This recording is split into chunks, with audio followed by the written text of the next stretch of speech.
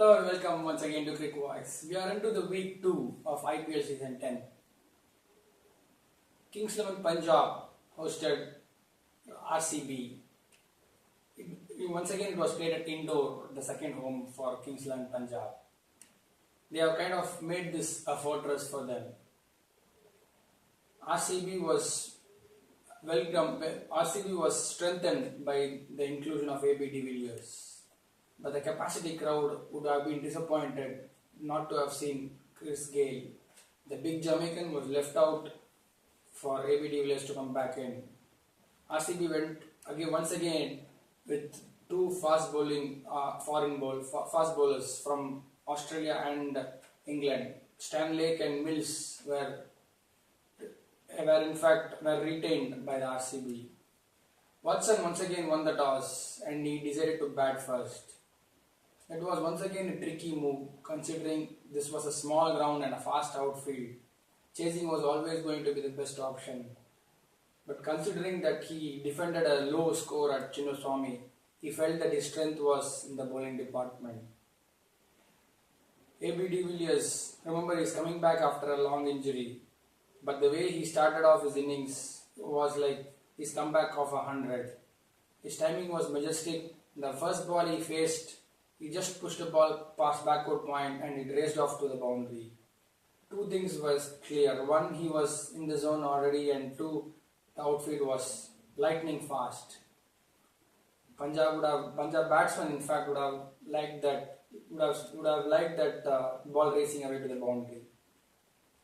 Punjab bowlers were restrictive in the lines and lengths. RCB were losing wickets up front. AB was left high and dry. There was no partnership at the other end. Everyone came and played a loose stroke and were dismissed. Mandeep Singh was giving good company until he was caught wonderfully well by Saha. Those high twirlers are not easy to catch. He went back around 20-25 yards and he took a good high catch. At that stage, it was left to AB to do the bulk of the scoring. Well, he started his 360-degree stroke making, and once he is in that zone, I don't think any bowler can stop him. But I felt that his push towards the end was a little too late. He could have started an over or 2 overs earlier.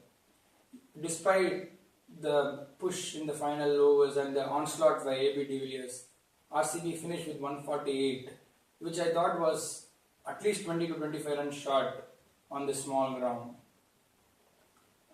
In the end, Kings XI Punjab got through to their score in a canter. Amla and Mananura gave them a lightning quick start. In a chase as small as this, the start is so important. And Amla is a good choice by Kings XI Punjab. Many think that he is the only test player, but his silken touch and his knack of picking the gaps means that there is always going to be runs in the first 6 overs. There are only 2 fielders outside the circle. I felt RCB missed a trick by not using Tymal Mills up front.